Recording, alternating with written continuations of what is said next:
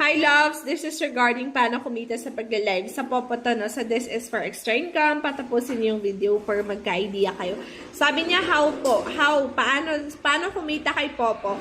So si Popo guys, isang earning app siya. So pwede tayong kumita sa live to earn, task to earn. So marami tayong tasking na pwedeng gawin para makapag-earn tayo ng points. Anong mga yun? So solo live, party live, GYC, pag-i-invite, pagiging agent, pag-host ng party live, paggawa ng mga pa-activities ni Popo, ayan, sali kayo sa mga pa-activities niya. And of course, pag nasa agency kita, pwede kang mag-claim ng mga pa-free gifts natin. So, doon tayo nag-earn ng points.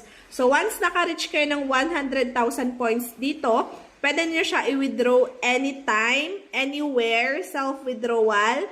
Ikaw mismo mag-withdraw that. Unlimited withdrawal, darating siya mismo sa e-wallets mo or bank accounts mo like GCash, Paymaya, banks, mga bank accounts nyo. Okay, ganon.